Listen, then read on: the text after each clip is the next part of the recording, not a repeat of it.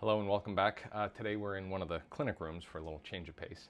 We're going to move to Lecture 9, a quick review of efficiency, economy, running mechanics, hormone responses that might affect endurance, performance.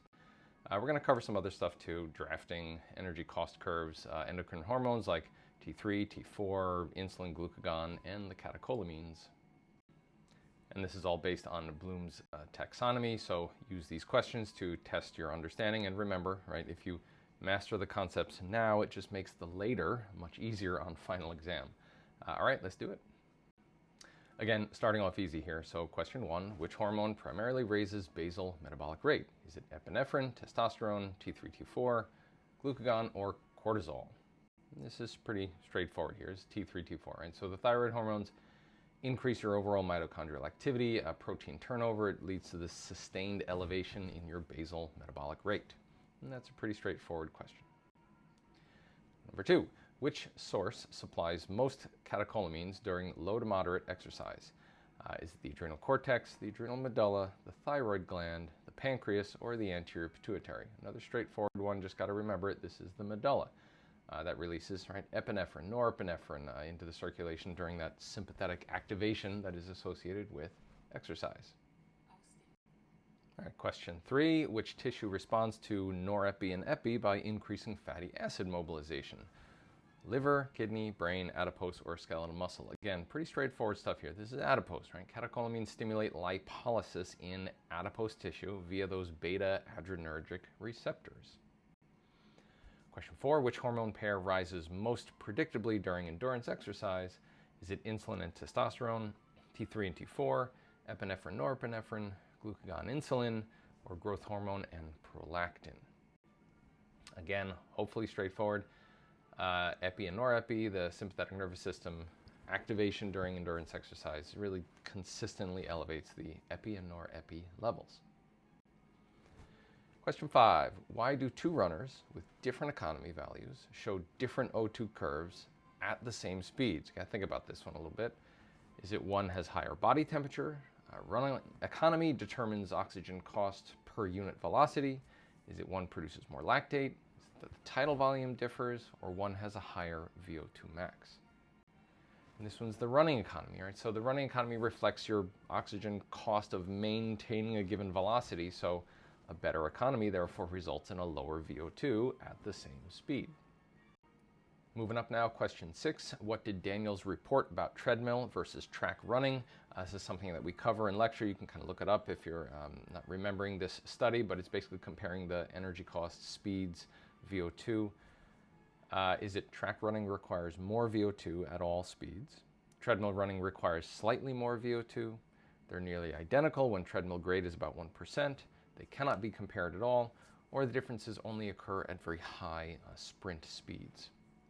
And this one is very interesting, right? That they're nearly identical when you raise that grade to about 1%. So a treadmill grade off of 0, which is normally what it's set at the gym, of 1% kind of offsets that absence of air resistance that you get when you're running outside, which makes the metabolic cost more comparable to outdoor running.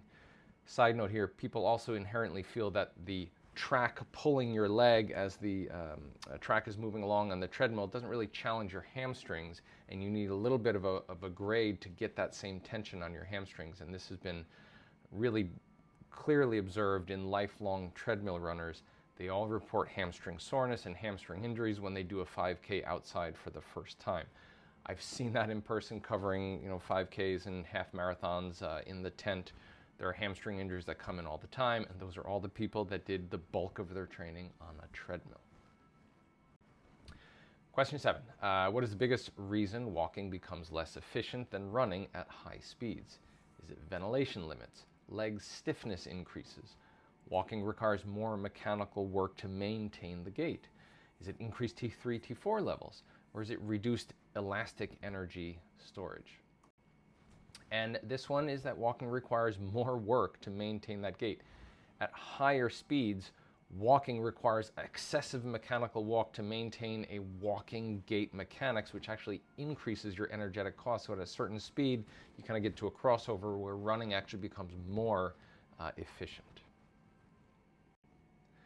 Question 8, why does a slight downhill of about 1 to 3% improve marathon performance? Is it because it allows passive recoil, leading to lower metabolic cost? Is it because it increases adrenal cortex output? Is it that improves running economy via temperature regulation from that increased speed and the cooling from the wind? Is it because it reduces foot-ground contact time, or is it because it increases stride frequency? This one might be a little bit tough.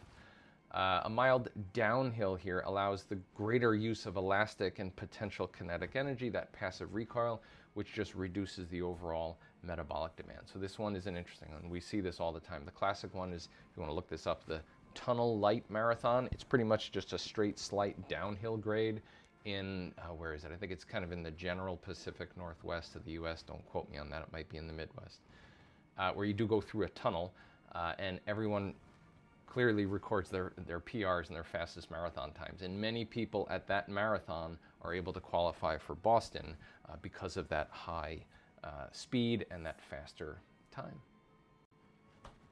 Moving up again, question 9, drafting saves the most energy in which condition? Is it moderate speed, distance running, slow uphill running, high speed cycling or elite running, jogging on a treadmill, or walking on flat ground? This one might be a little harder, so think about this one, come up with it. And this is high speed cycling or elite, meaning high speed running. Air resistance does increase exponentially with speed, which means it makes drafting most beneficial only at those high velocities. Air resistance really only becomes a dominant energetic cost at really high velocities. Us regular folks that are, plodding along with your low speed 5K, you're not going to get any benefit from drafting. You have to be going at real high speeds. Think Eliud Kipchoge in the marathon. If you think about it, he ran a marathon in under 2 hours. If you've ever gotten on your bike and tried to cycle straight for 2 hours without stopping, you have to go at least 12 miles an hour, so you'd get to 24 miles in the end of 2 hours, and he did 26 miles.